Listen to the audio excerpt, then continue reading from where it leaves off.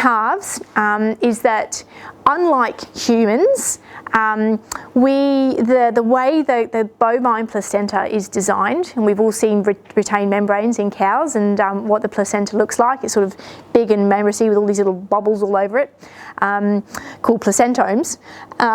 That's the way it's designed. It's designed quite differently to that of a person, or a dog, or a foal, or a kitten, in that it won't allow these antibodies from the mother to be transferred to the calf by the blood. So there's nutrient exchange by the placenta, and that's how the calf grows. But in terms of antibodies, it's too big a molecule to pass across the placenta to the unborn calf.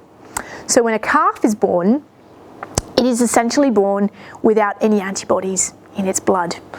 And that makes it very, very, very vulnerable to disease. Far more vulnerable than a human baby, actually, because a human baby will have some antibodies from its mother before it's even born, because the antibodies can actually cross the human placenta.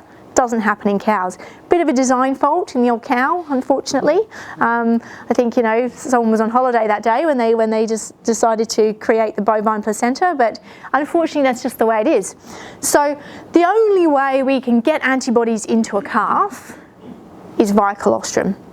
Okay, so that's a really, really important point, particularly if you guys are selling colostral vaccines. So you would sell colostral vaccines in the store, I should imagine.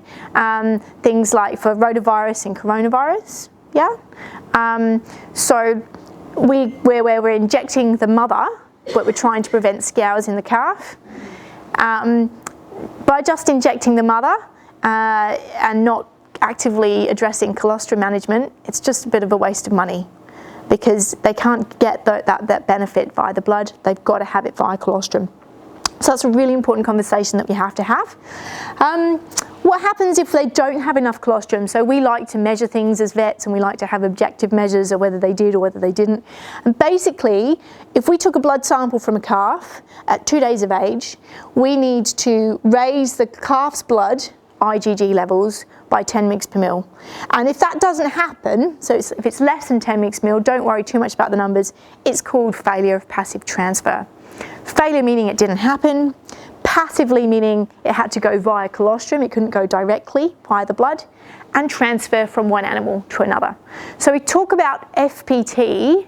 It basically means that a calf has not got enough antibodies in order to fight disease if they are challenged. So it's not a great place to be. We don't want calves that have got FPT. So we know that intake of colostrum is directly associated with FPT. So if they have, there's a lower odds, there's a lower chance of having FPT with the increased volume of colostrum fed. So the more colostrum they get, the less likely they are to have FPT. And we know that FPT is directly associated with sickness, increased veterinary costs, poor average daily gain, you name it. So we don't want FPT. Here we are, increased mortality. Mortality is dead calves, decreased growth rates, increased incidence of calf morbidity. Morbidity is sick calves, mortality is dead calves, so they're more likely to get sick, they're more likely to die if they have FPT. So there's a lasting effect on growth, age at first calving. Whether the animal goes on to have dystocia at the first calving is related to failure of passive transfer, lactation performance, and even herd survival. Okay, so all these studies down here at the bottom, they showed all these different effects of FPT. So it is really, really important. It's not just about stopping calves getting sick. It actually has lasting benefits, okay, or lasting impact. I've just whizzed through this bit here. We talked about, reduced risk if they have adequate colostrum, reduced risk of getting sick, reduced risk of dying in that pre-weaning period, also reduced risk of dying in the post-weaning period, greater daily weight gain, half the vet cost, produce more milk in their first and second lactations. That's usually news to people. They're kind of like, really? So if I give out colostrum in the first 24 hours of life, it actually has lasting effects 2 and 3 years later You betcha it does.